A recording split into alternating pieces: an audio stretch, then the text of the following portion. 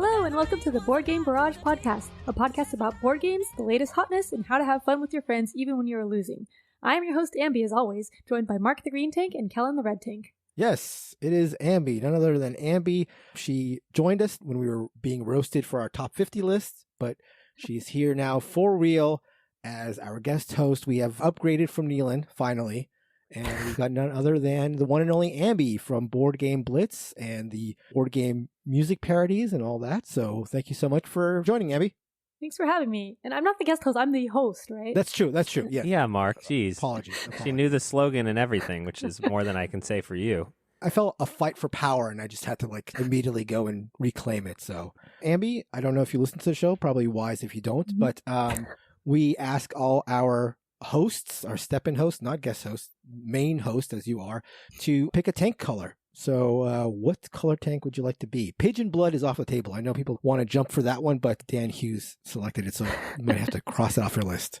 Yeah, and so I always play as blue, but blue's taken too. So I decided to pick cobalt blue because that's a color of blue, and it sounds cool because cobalt is an element. Is that shiny? A shiny blue? In my mind, it's shiny, but I don't really know. Sure. I'm looking at Wikipedia, and it's like a powder. And I feel like there's sure. a gray aspect to it. Like it's like a yeah, sort of a... but it's very pretty. Yeah. It's a good color. It sounds strong too. I like the cobalt. On today's episode, which is number 234 of the Board Game Barrage podcast, we are going to be talking about family games. And part of the reason we're doing that is Ambie has a Kickstarter coming out on July 18th. So just a couple days from when you'll be hearing this. And Ambie, do you want to tell us a little bit about that? Sure. So I've made a lot of songs and stuff, but I made a book called Board Game Day. It's a rhyming illustrated children's book for toddlers. So it's like a short little rhyme, fully illustrated by Rachel Kramer from Semi Co-op, the webcomic. Nice. And she's such a good artist. Yeah. But yeah, so I made a book for my toddlers about Board Game Day. And so that's why it's called Board Game Day. And it's a little rhyme about two pandas having a board game day with their friends. And there are actual board games referenced throughout the book, right? Yeah, so we actually got a lot of different publishers to give permissions to that's have awesome. their board games. And some sponsors too. Very cool. Have their board games. So, wow. So that's exciting, having actual board games in there. And then my kids recognize them. That's great. That's it's awesome. More official than this podcast has ever been. That's true. And my B comment is, you'll have to forgive us, Ambie. We don't have families or children. And so we may say some things, that might not be child and or family free. But maybe you can step in and sort of help guide us through this conversation about family games. Well, I'm a new family, so my kids aren't quite old enough to be playing the family games yet. So we're on both sides of that. Right. As the editor of the podcast, Kellen is a guy who is usually peppers the show with the most words I need to beep out, but I'm hoping for the family episode, Kellen is able to rein himself in a little bit and put a little less work on my behalf. I don't know that the show is family friendly. People write in and say, I love listening to this with my 11-year-old, and I go, what? Yeah, right. Why would you do that? But okay. So there'll be a link in the show notes for those who are interested in going to the Kickstarter, but I'm sure if you search Kickstarter Board Game Day or Kickstarter Ambie, there'll be plenty of ways to find a link to the Kickstarter. So again, that'll be kicking off July 18th on Kickstarter, Board Game Day. But before we get into family games and a discussion thereof, we're going to be talking about the games that we've been playing. Kellen will start us off by talking about Savannah Park. Ambie will follow that up with Cryptid, and I will be talking about Andre Stedding's latest game, Stroganov. Kellen, why don't you take us to the park, Savannah Park? Which he assures us is not a food. He assured us off the record that his game is not a food. Not about beef stroganoff, that's correct. But maybe it is. Maybe I'm lying. Yes, that is true. You lie the most. Savannah Park is a 2021 release from, I believe, Capstone Games, from Michael Kiesling and Wolfgang Kramer, of things like Azul, Tikal. I don't know, Mark, what's your favorite Wolfgang Kramer or Michael Kiesling? El Grande, I suppose. Yeah, El Grande's up to, yeah. Hard to ignore that. Ambie, do you have a favorite Wolfgang Kramer or Michael Kiesling game? Are they always together? No, they're not always together. I mean, isn't El Grande's Kiesling. just Kramer? Just Kramer. No, you're right. Just Kramer. Yeah, I haven't played El Grande. Uh-oh. Oh. I need to play that, yeah. But Kiesling made Azul. I like Azul. Can we cut her mic? Huh? What? No. Excuse me?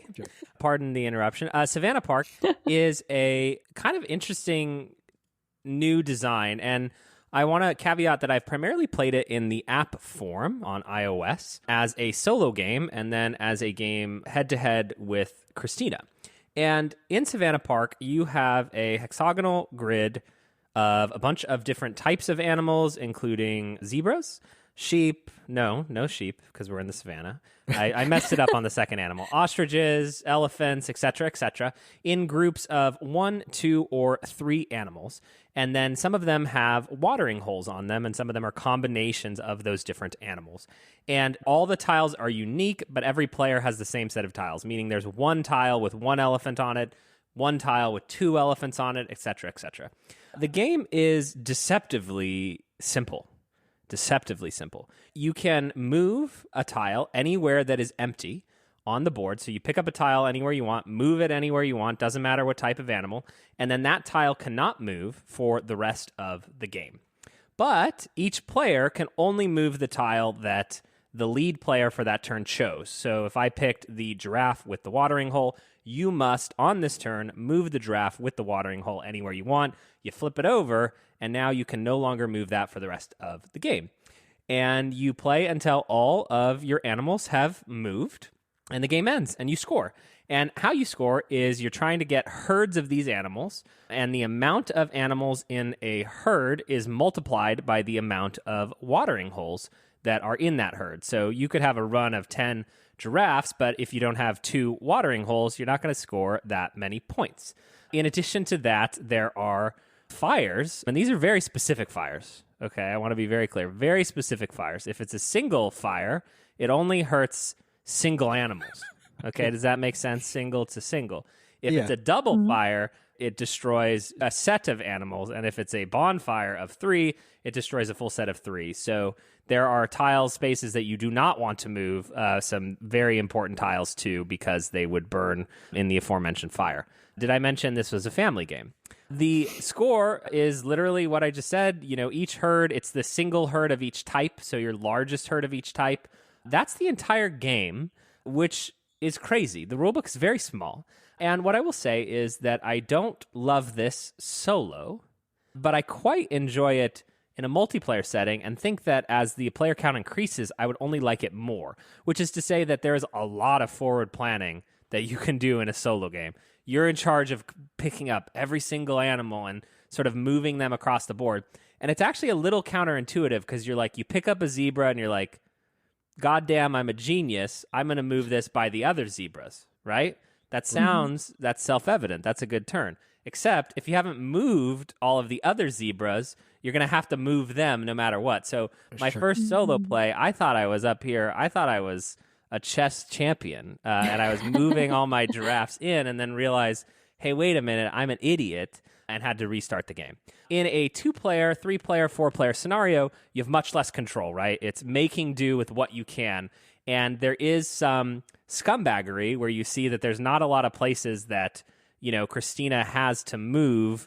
So you pick up a 3 knowing that a couple of her key spaces are around a 3 bonfire. So she's going to have to like bury it somewhere that's not going to help her, or she can burn them alive, which would be her choice because she is cruel to animals. That is all of Savannah Park. It's a little beigey, and again, I haven't played it in real life. The app is fun because it has animal noises. And I do find this to be a good family game, which belies my main point in the feature topic that we haven't gotten to, which is that I don't know what a family game is. But we will get back to this later, where on the surface, it's very simple. But then I feel like there's a way to like card shark the hell out of this if you're smart, which may convince dumb children that they have a chance when in fact they don't. Especially when they're playing against you. So I imagine when you play this with Christina, you're not spent a lot of time, but you were often looking at her board, you mentioned. More time, but it is like in this new era of, right, my board, my rules, your board, your rules. So it is like player interaction, but it's ultra indirect. So I wouldn't say this is like, player confrontation extraordinaire, Right. but Yes. it does tread a good line between being like, you do your thing, I do my thing, and the groan that happens when someone picks up the one elephant that you needed to sort of connect your whole place. It seems like that'd be really fun, 2 players, and I'm sure it'd be fun with more players, but if you'd have 2 opponents, you'd have to sort of like watch both of them or try to figure out who you want to most target maybe a little bit. Yeah, and I would say to that person, you are a tryhard and don't understand what you're supposed to be doing in Savannah Park. Sure. But with that said, I think this is a little bit slept upon, right? It came out last year. It's Wolfgang Kramer, Michael Kiesling. I'd love to try this in person and think it's interesting. It's deceptively simple. I guess I already said that, but I don't know. Maybe they'll cut together my words and make a funny clip, right, about the dumb children. I always try to if possible. That seems really fun. Yep. So that is Savannah Park, which comes to us from Capstone. From their family line. It says family on the box. There you go. Oh. All my concerns have vanished. Perfect. Yay. Ambie, why don't you tell us about Cryptid? All right, so Cryptid, I'm not sure if it's a family game. Uh-oh. Could be, maybe. I don't know. Well, actually, I played it with my cousin, so that was my family. There you go.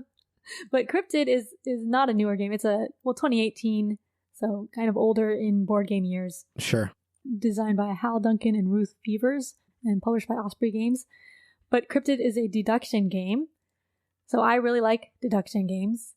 And yeah, so Cryptid, you are trying to find the location of a cryptid. That's the theme. So everyone is trying to find the location of the cryptid first. And there's a hexagonal board that has different areas on it. Like there's water tiles, there's desert tiles, different colors of tiles.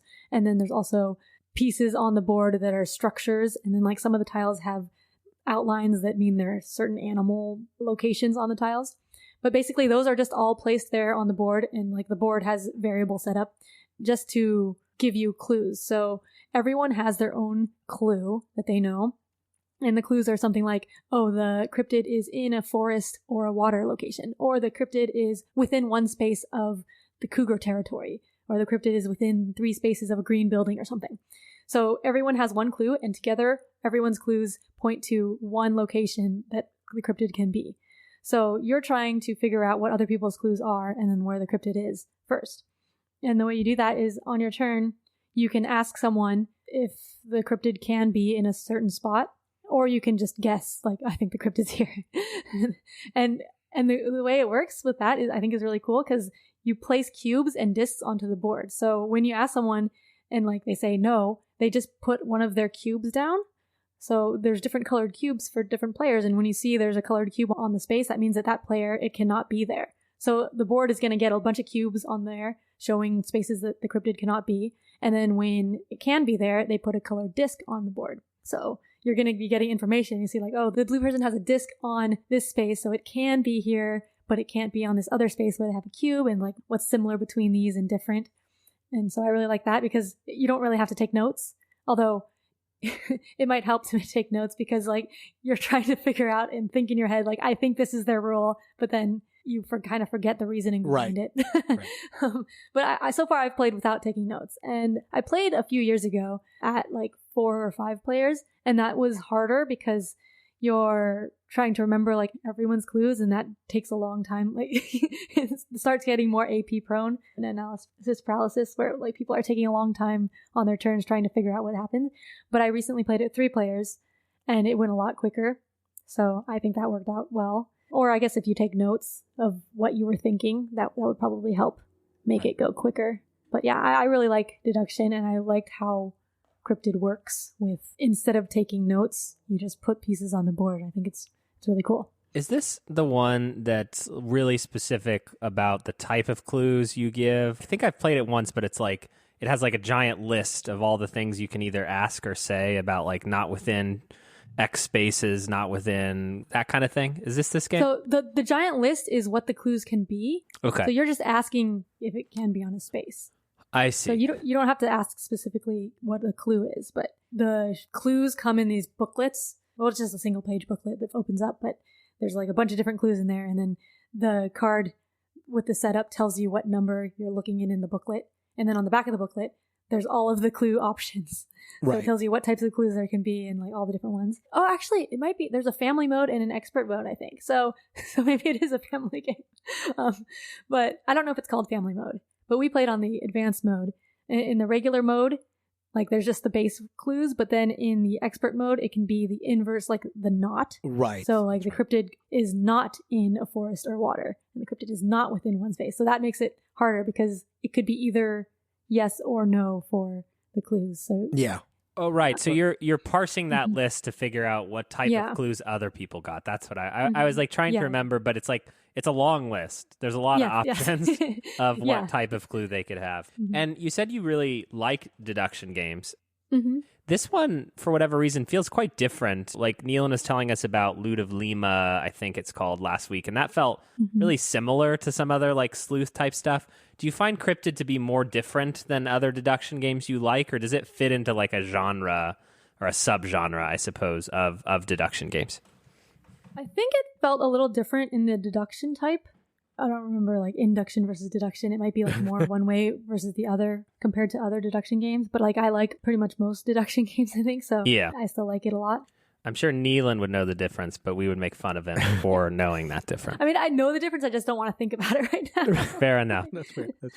Cryptid feels to me like along the spectrum of like games where it's pure deduction versus deduction as a sub mechanism or secondary mechanism. Cryptid feels like a more pure deduction, like along the lines of sleuth and like games like that. Yeah, I like the pure deduction games. Yeah. I generally like deduction games. I feel like I either like them a lot or don't like them. But it's generally not in the middle. It's like I either put off or I enjoy them. But Cryptid is one that I did enjoy. And I was a little worried initially when it was first taught to me that it would be one that I didn't enjoy because it just seemed a little bit overwhelming. And I think we played with the expert mode where there was like the inverse and all. But once you start playing, you get the hang of it and it sort of all falls into place. Can we all agree, though, that from a cover perspective, they did the maybe best job, one could say, at setting an expectation and then disappointing us when we open the box? Yeah, the cover certainly looks more exciting, perhaps, than the gameplay. It's Quanchai Moria, Yeah. And there's like a sea dragon on this. So we're going to Fantasyland, and then you open it up, and it looks like we're in the 1980s. Sure. Yeah, it's just like a colors and hexes. Right. Yeah, and so that's Cryptid, published by Osprey Games, 2018. So I got a chance to play Stroganov by Andres Steding, most notably the designer of the great Hansa Teutonica, but also the person behind Firenze, the Stoffer Dynasty, and most recently Gugong. In Stroganov, the story behind Stroganov is that the Russian Tsar is looking to expand the reach of Russia, and he's sending the Stroganov family, which is a wealthy, influential family, because of the recipe they made. They cooked beef stroganoff for the Tsar. It blew his mind. He's like, these people need to take this show on the road. I didn't realize this game had that level of historicity. It does. There's also a recipe. Speaking of historicity, recipe for beef stroganoff. Yeah, that they highly encourage you to use. That is not true. So if you're looking for recipe beef stroganoff, do not look in this game. You'll start your turn by moving your meeple down a one-way board where you're going to take actions based to a large extent on which tile you're on. So the first thing you do on your turn is you move down a board, but you're always moving generally in one direction. The actions you can take include hunting for furs, which come in one of 7 different types, different animals. They act as the currency for the game. An interesting aspect is that most transactions in the game call for a specific type of fur. So if I want to take an action that requires 3 mink furs specifically, or 4 bear furs, you need that exact type of fur unless you spend a coin, which will allow you to make any type of fur wild. So just the interesting aspect is like there's 7 different currencies. They're not really exchanged ever for one for another. So sort of a lot to think about in terms of that, although you can, again, always make them wild. Anyhow, so you're going to move, then you're going to take a basic action. Then you're going to take either another basic action or an advanced action. Basic actions are more or less location independent, while advanced actions are more location based. So you've moved, you've taken a basic action, you've taken another either basic or advanced action, and then you choose if you want to spend a fur to take another basic or advanced action. And so herein lies the first issue I had with Stroganov, which is there's a lot of decisions to make on your turn. And often, not always, they're based on the state of the board, which might change based on what your opponent has done or how some of the tiles have come out during your turn. My game with 3 people lasted 2.5 hours, and it didn't feel like we were even necessarily playing slow. So it's a game that I feel is sort of AP prone, just because you're taking your action, like, do I want to do an advanced action here or basic action? Do I want to spend a fur to do another basic action or advanced action? There's a lot to consider every time you play. While I'm on the subject of playing time, there's also that the playing time will also be extended by the setup and upkeep, as there are a lot of little pieces to set up and move around. So that's going to take another large chunk of your time as well. When we set up the board, you have to put all these little fur tokens on each of the spaces you can travel to, and there's a lot of things to set up as well. That said, the game itself is fun. There may be AP-inducing levels of decision, but there are also a lot of interesting ones to make for sure. There's also a lot of ways to get points and opportunities to combo, which can be fun, but also leads me to my next issue with Stroganov. It's here where I want to bring up Stedding's last major release, Gugong. I only played Gugong once, so take this with a grain of salt. I also played it with our friend Len, who is known as a game breaker. Len is notorious for finding a hole in the game or something to exploit and exploiting it. But in my game of Gugong with Len, he found these big loops of actions where he could do something, which would activate something else, which would activate something else, and so on and so forth. And while that was a really nice move on his part, it sort of put me off the game a little, because he just found this, what felt like an infinite loop of things he could do, and just sort of like we were all sitting around. Well, the same thing happened in Stroganov, except I was the Len in this case. I found a way to chain together my own trophy action along with the story track, which are 2 ways that you can get bonuses in the game. And I did it in a way where I was getting a ton of return and a ton of like bonus actions for a single action, and ended up giving me what proved to be an insurmountable lead. And honestly, while finding the combo was fun, it sort of ground the fun down a little, as the game literally stopped as I was doing all these things and my opponents were sitting around. And also the excitement as to who was going to win sort of dissipated right then and there, because I was getting all these points and all these bonuses, and it became sort of a battle for a second at that point. I don't know if that would happen in every play of Stroganov, but it did kill my excitement for it a little bit, despite the fact that I was the beneficiary of that loop. Maybe I just fell into a strong loop that isn't easily replicated, though I don't know if that's going to be true. It feels like you could do that in subsequent games. Finally, I want to point out one weird thing about the rule book. It's very good for the most part, except the weird thing is that there are these little side passages which are highlighted in red, separated from the main like black printing of the rules. And that usually reads to me when I'm reading a rule book as sort of like an exception or an edge case or just a summary, these like little red parts that are off to the side. But they're actually full on rules. So there were a couple times where we were consulting the rule book or even reading the rule book where we skipped these red parts thinking they were like side rules, but didn't realize they're actually full on rules. So it's just not a big deal, but just a sort of a weird choice in formatting the rule book. I think they're easily missed. So if I'm synthesizing your critique of the game, one is that you don't know how to read a rule book. Sure. And that the other is that you're too good at the game. Yeah, which is usually my concern with games in general, that I'm just too good and it's like... You know, it's a little braggy. I think my biggest concerns are that it's very AP inducing, and then for all the thinking you're doing, if there's going to be ways that you can exploit the game. And again, I might have thought my actions were sort of a one-off, and they might be, but just the fact that this is also by designer of Gugong, and Gugong seemed to have the same issue of like these big loops of actions, makes me think that maybe there's a chance that this is something that was like a design choice. And it's fun, it's fun to find these big loops, but it's just, again, I found this fairly early on in the game, and then like, instead of taking a couple actions, I ended up taking like 5 or 6 different actions, and I just sort of felt like it killed the excitement of the game right then and there. But anyhow, so I'm torn on whether or not to endorse Stroganov, but it might have been just my play was weird, but I did enjoy the quality and quantity of choices, just the idea about these loops being exploited and sort of leaving other players fighting for second or third concerned me. But anyhow, that is Stroganov by Andre Stedding and Game Brewer. Oh, sorry, one last thing to mention. I've read a lot of stuff online about people being concerned or upset by the quality of the components in the game. Even the deluxe version, I heard a lot of people were upset. And the board itself is not the greatest, but I found the components to be fine. So, I mean, if that's something that might put you off, I would say don't really worry too much about the quality of the components. They seem just fine to me. I was wondering what the red stuff in the rulebook was. Like, why was it red? Yeah, it's weird. I don't know. They weren't summarizations of like stuff you might have read, and they weren't like, hey, just keep in mind, on the off chance this happens, this is how the rules should be interpreted. They were just like full on important things to consider, just set off to the side. Like, tigers are one type of animal you can get furs on, but they're sort of special because they act as wild.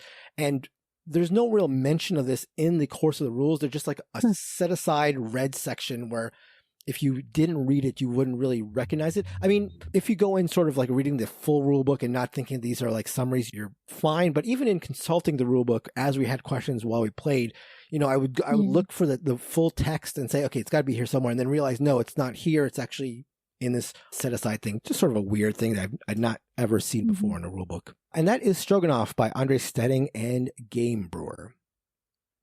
Before we move on to our feature topic, family games, just a couple reminders that one of the best things you can do to back the show, if you'd like, is to leave us a review on Apple Podcasts, which I think is the best way to do it. And also, if you want to back us even more, you can join the Patreon at boardgamebarrage.com/Patreon. And there you'll unlock extra content as well as extra channels on our Discord where you can chat with us whenever you want and talk to fellow listeners who are on there quite a bit. It's a bustling community and a very welcoming community. And also, just a shout out, I guess, for the Discord at boardgamebarrage.com/Discord. There's a ton of different ways to take advantage of the Discord, a lot of things to do. But I think my number one point to sell whenever I talk about the Discord is the digital gaming. So if you ever want to play games on Board Game Arena or stuff like that, you can go to the digital tabletop channel, and people are always looking for games.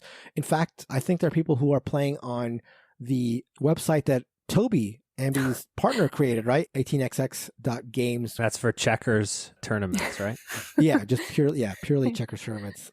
Also 18xx games. So we've got heavy games represented there as well. So check all those out if you'd like to.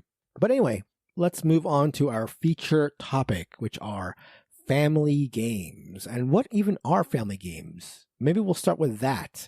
When I think of family games, one of the first things I think about are sort of light games. But I think there is maybe a distinction between family games and light games. When you think of family games, how would you define family games? I think, Callan, you had the biggest issue or the greatest difficulty figuring out what you considered a family game, right? Well, you just keep talking and talking over there, but you don't even have children. So why don't we let Ambie jump in, sort of help illuminate for us this topic. Sure. Leave it to the family expert, yes.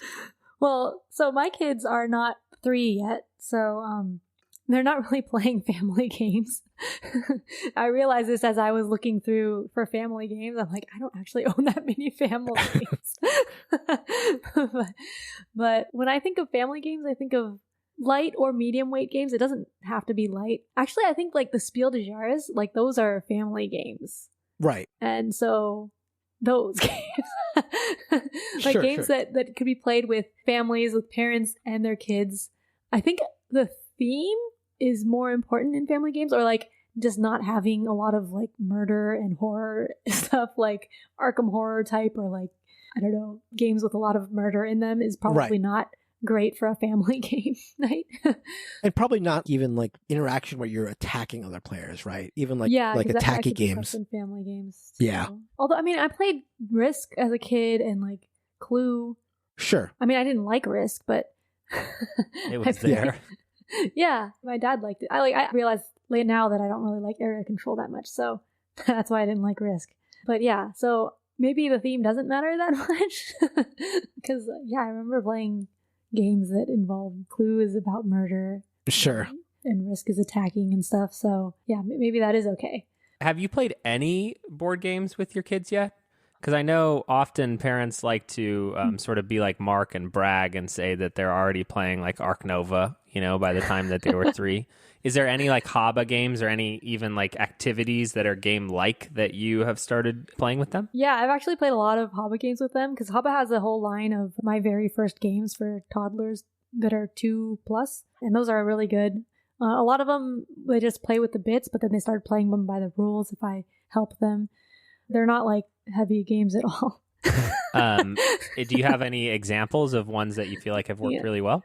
Yeah, one of their favorites is Tidy Up, which is you're cleaning up a room. That's the theme. There's little cardboard pieces of toys, and the game box is a bookshelf with 3 slots in it. So the top slot is blocks, the middle slot is for the cars, and the bottom slot is for the stuffed animals. And so like you have a bunch of different toys and you sort them into the boxes. So you pick out the toy and put it into the slot. And I really like that one. This sounds like parental propaganda. It doesn't actually help them with cleaning up in real life, but they like that. But yeah, I've actually like talked about a bunch of the games. I've made some videos about them on our YouTube channel. So oh, cool. Yeah. Well, we can link to that. That's interesting. I think like whether family games are just a subgenre of light games is sort of my question. And if I'm playing a game with grandma, because often, on the show we'll say, oh, this is perfect for our mom and dad. But that's usually more about it being approachable enough. Like my dad will be like, he makes fun of like anime and fantasy, so if a game has those themes, he like won't even try. So if it has like a risk, like he'll be at least a little more interested. Yeah, but I wonder what the difference is there. Yeah, that's funny because like I think a lot of kids now are more into anime and stuff. So a game with that theme would be more family weight, or like a family game for people with kids, like that type of family. So depending on your family game can have a very different meaning. I think, though, I feel like one disqualifier for a game to be a family game is weight, though, right? Like, I don't think you'd consider any, like, heavy game a family game. Or am I wrong about that? Can you think of a heavy game that you would consider a family game? Like Ark Nova has a very approachable look to it and theme, but I don't think you would ever consider Ark Nova a family game. Because at first I was thinking, well, it can't be a conflict game, but Ambie makes a good point about risk and games like that, where you could argue that those are family games. But I think weight has to be a restrictive aspect of it, or would you disagree? Well, yeah, I think in my mind of what family game is, there is a weight element. Yeah. Even though, like, people can play those games with their family. Sure. But yeah, I think of family game as more of like the general family. So it's usually not people that are hardcore gamers. Yeah, it is tough to have this episode because Neelan has such a large family. He has so many children. And then Mark, has no family, like as a bastard. A lone wolf. Yeah. But Ambie, I do have one question. Mm-hmm. How would I make a family? Oh my God, Kellen. This is a family show. Ambie, please do not answer that. I'll have the talk with Kellen after the show. I was trying to hold this off as long as possible, but I will. Don't worry about it. In our off the record, we record an off the record after every episode. I'll lay the story down for Kellen. So in talking about specific family games and what qualifies as a family game, one of the subcategories of games, as far as Board Game Geek is concerned, is family games. And perhaps unsurprisingly, the number one family game, according to Board Game Geek, is Wingspan. Would you consider Wingspan a family game? Because everything about it feels like a family game to me, except it feels a little bit on the heavy side. But I don't know. Where do you guys land on the number one family game of all time? Does it feel family game to you, or am I wrong here? Well, I've only played Wingspan once. It did feel a little bit heavy, but I think it's also approachable. Like, I don't know how the rule book is, and once you know the rules, it's actually simple taking turns and stuff, I think. So right. So it might be approachable for families. It's certainly inviting, Yeah. and it's sort of a similar, I guess, conversation to like gateway games. I know, for example, like Scythe has been another Stonemaier Games product, has been a huge gateway into the hobby because of how many people just look at it, get excited about it, and dive right into it. But I wouldn't consider it a gateway game, even though it has literally been the gateway for many people. And Wingspan, by all accounts, from a demographic perspective, has brought, so many more like women into the hobby, for example, but also I would assume a lot more families as well. It's funny because the top 3 games on Board Game Geek in terms of family games are Wingspan, Everdell, and Lost Ruins of Arnak. And for some reason, they feel like not super family gamey to me. They feel a little bit on the heavy side. I think of those, I have the least issue with Wingspan because it's just so inviting. And again, as Ambie said, the rules, once you have read them, aren't super difficult to teach. But Everdale and especially Lost Ruins of Arnak seem a little on the heavy side to me. That might also be a function of the categories in the Board Game Geek subdomain, because there's only 8 different categories: abstract, family, thematic, children's, party, war games, customizable games, and strategy games. So yeah, right. The divisions are pretty large. Well, and we get into this problem with BG Bob episodes that we do, which is like those are the 3 best games that are family games, not the most family Right. Yeah, like in terms of sort of stack ranking them, let's say. Mm-hmm. Yeah. While we're going down this list, I will say that I don't have very many quibbles with the next few games. They have the crew games, which I think work perfectly as family games because trick-taking is something I think a lot of people will already know. Quacks of Quedlinburg is another real simple and fun sort of pull things out of a bag. Crokinole, that feels a little bit off maybe, but the next couple are Azul and Cascadia, which I think feel maybe Azul a little less, but Cascadia with the theme and the simplicity of the rules feel like really inviting sort of family-esque games.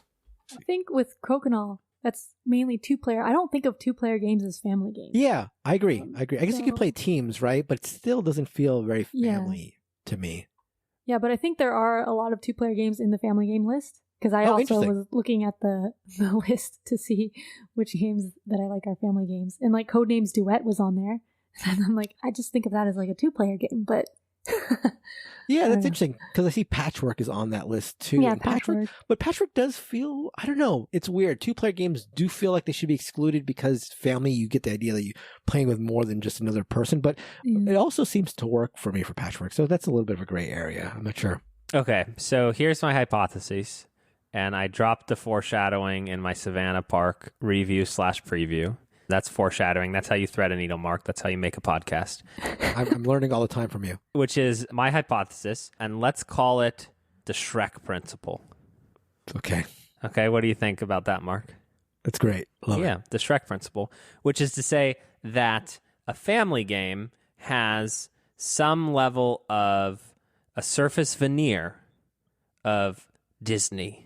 Right? The surface veneer is that this is going to be nice and fun. Everybody's going to like it. Everybody's going to get it. But then underneath, you start to realize that Lord Farquaad is making a whole lot of sexual innuendos, and the children don't know about them. And that's what makes it a family film.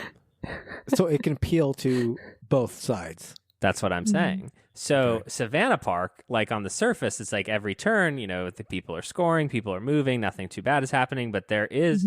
What are the sexual overtones? What are the sexual? I don't know. I think that, again, I mentioned I don't have a family, so I don't know what. Azul is good. Yes, exactly. Yeah. Azul is one I had written down where there is an ability to play Azul and just have a good time. And there's the ability to really play Azul where things get going. And that might be the separation for me between a children's game and, sort of this family weight. I remember I watched a Ticket to Ride tournament video at one point. And again, I can't speak to high-level Ticket to Ride play or why I was watching this video. Don't at me, Mark. Stop laughing. Stop it.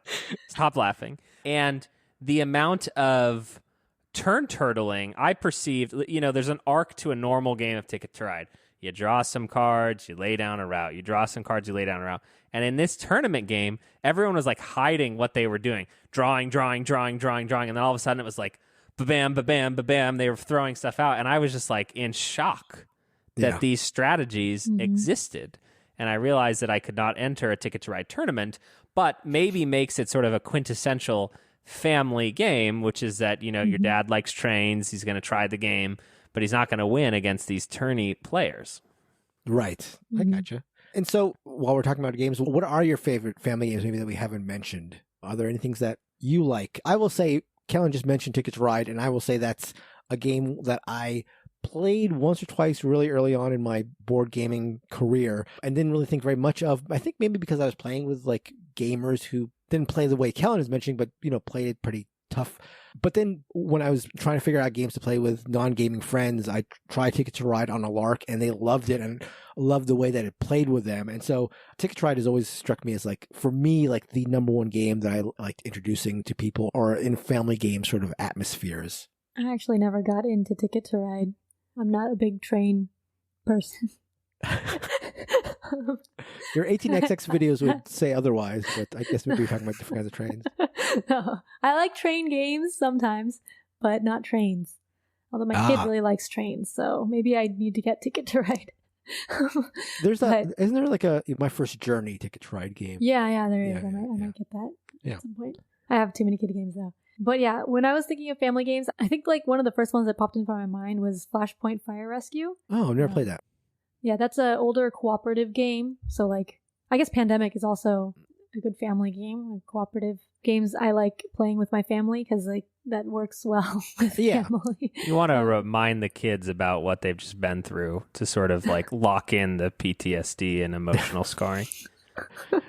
You make a good point though, like cooperative games absolutely lend themselves to family situations. And with Flashpoint, the theme is you're firefighters rescuing people from a burning house. So the theme is one that like a lot of kids I think like. Yeah. Sure.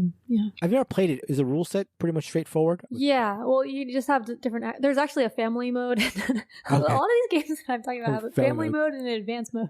Right. And I don't actually remember what is in the family mode because I just played the advanced mode. Sure. But like it takes an action point to move and it takes an action point to put out fires and stuff. So you choose what to do on your turn. And then I guess it could be kind of complicated doing the bookkeeping of making the fires go after each turn, but like the parent can do that. Sure. And I think that's one thing that separates the family games from children's games for me is that a family game you like play with your parents or like parents play with their kids, and then like children's game kids could play by themselves.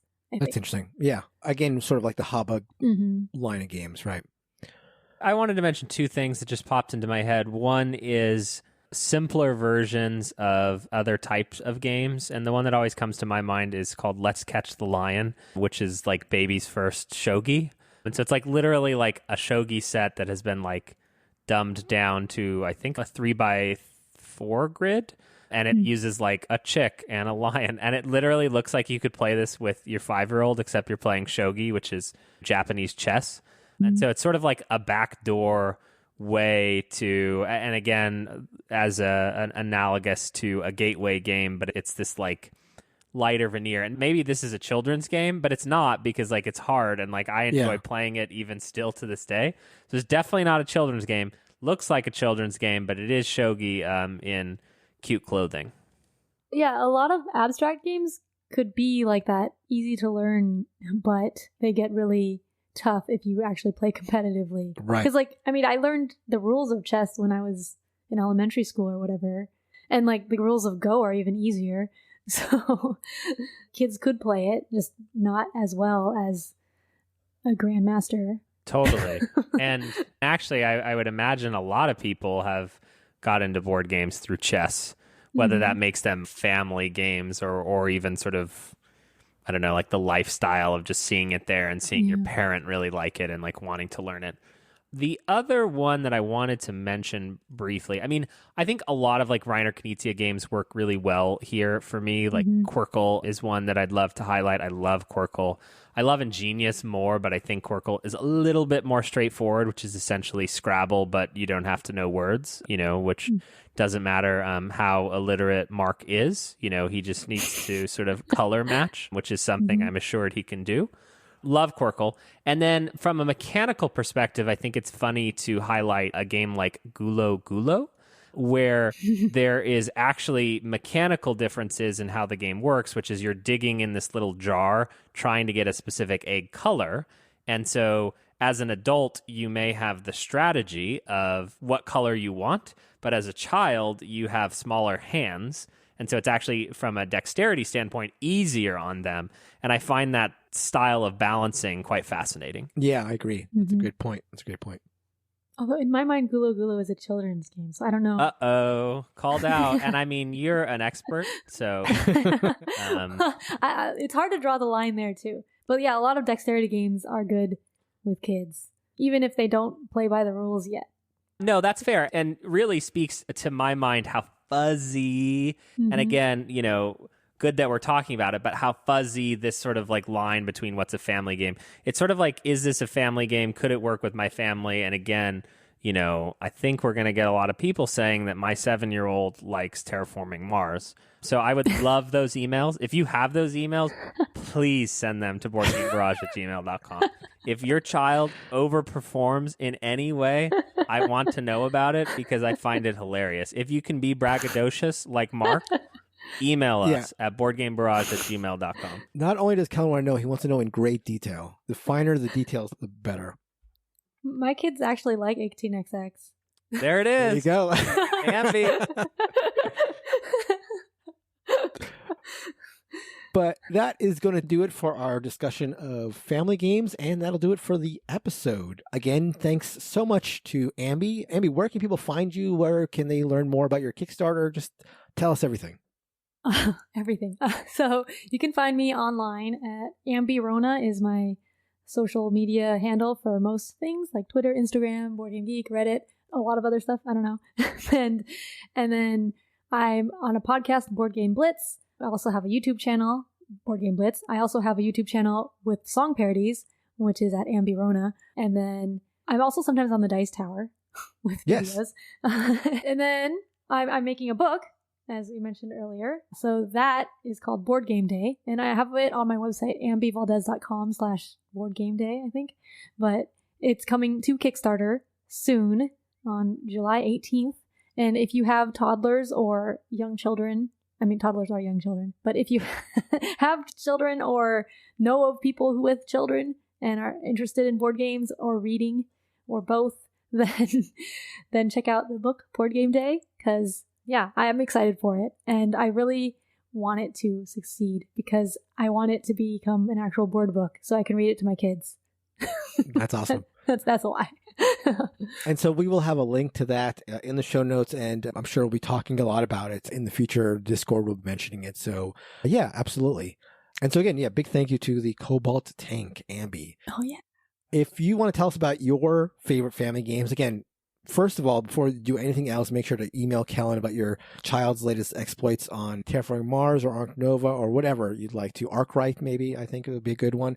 But aside from that, which again, you can send to boardgamebarrage@gmail.com. But aside from that, you can find us on all forms of social media, Instagram, Twitter, all that kind of stuff. You can discuss your favorite family games at boardgamebarrage.com/discord in the podcast channel where we discuss that week's episode.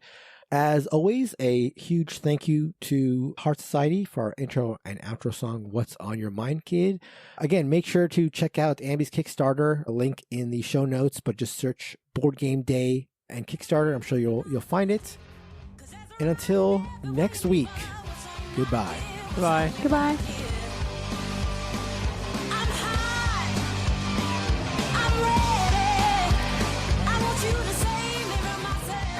So I do have an idea now. We get all the content creators' children, and then we film a series of them playing 18XX when they're like 5 years old.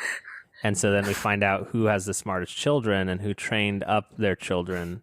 People would watch that. Play it. They just know what it is. Monetize it. That's what we need to do. And playing with the monetize the children of board game creators. Ambie's kids can already play. I said they like 18XX.